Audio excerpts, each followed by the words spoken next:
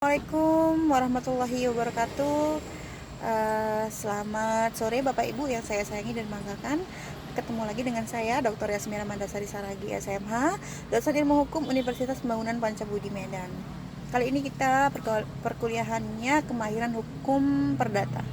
Ya, jangan lupa Bapak Ibu nanti absen di e-learning. Ini kita metode perkuliahannya dengan metode asinkronus.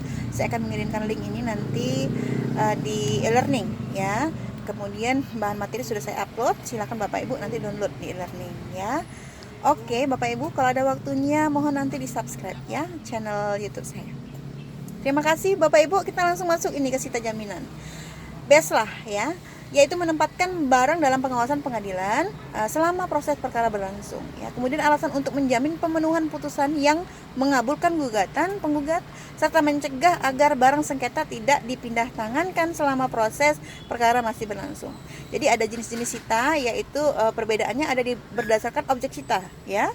Terdiri dari 3 Bapak Ibu. Yang pertama itu ada konservatoire Beslah pasal 227 ayat 1 HIR dan 261 RBG.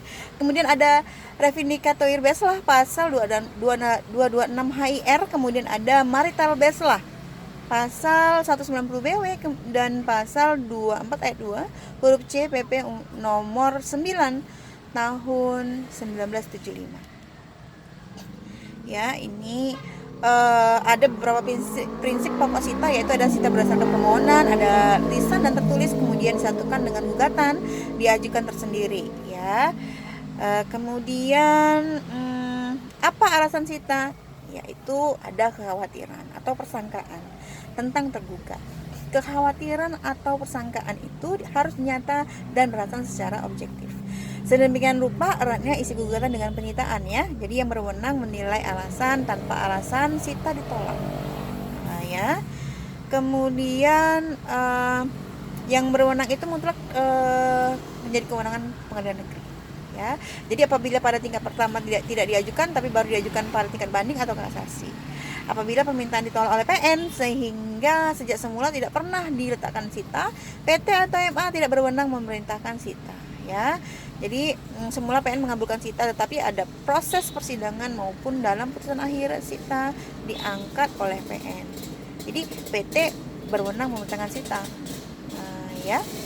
Jika memang PN menolak permohonan sita, kemudian penggugat tidak meminta sita pada tingkat pertama, ya. Bapak Ibu, kemudian ini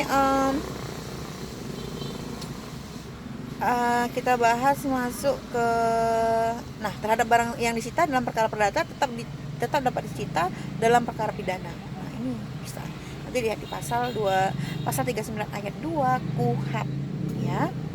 Kemudian kita masuk ke asas-asas sita jaminan. Jadi berdasarkan permohonan pihak berperkara, kemudian proporsionalitas antara besarnya tuntutan penggugat dengan nilai barang yang dimohonkan sita. Kemudian ada pengadilan mempertimbangkan dengan cermat alasan dan urgensi permohonan sita.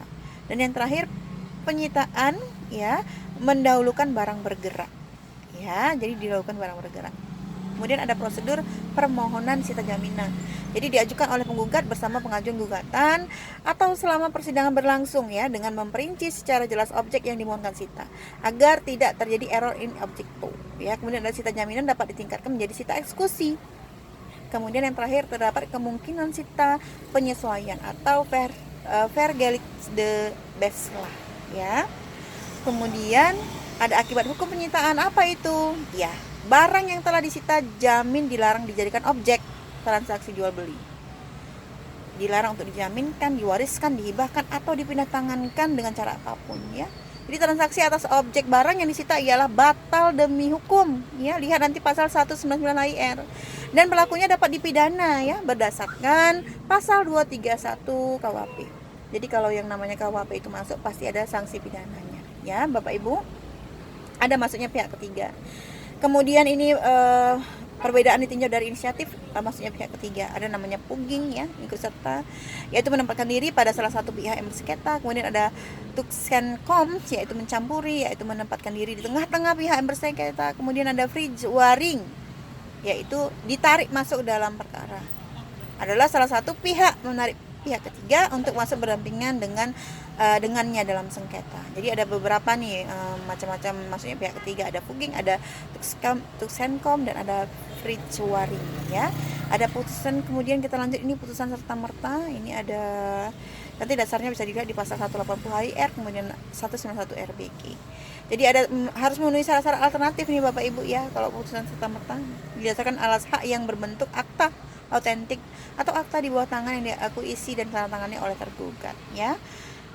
Ada prosedur dijatuhkannya ini ya. Kemudian ini bermanfaat bagi penggugat karena dapat segera mohon eksekusi tanpa menunggu sampai putusan PHT. Sebaliknya merugikan tergugat karena proses perkara masih belum PHT dan terbuka kemungkinan keputusan EKO dibatalkan oleh pengadilan yang lebih tinggi ya. Jadi prosedur eksekusi putusan serta ini pelaksanaan eksekusinya atas izin ketua pengadilan tinggi atau ketua mahkamah. Baik Bapak Ibu, terima kasih banyak. Saya mohon maaf tidak bisa lama ini karena videonya tidak bisa lama ngerekamnya ya. Semoga kita selalu sehat. Saya mohon maaf jika ada kesalahan dalam penyampaian. Saya akhiri dengan wassalamualaikum warahmatullahi wabarakatuh. Selamat sore Bapak Ibu semuanya.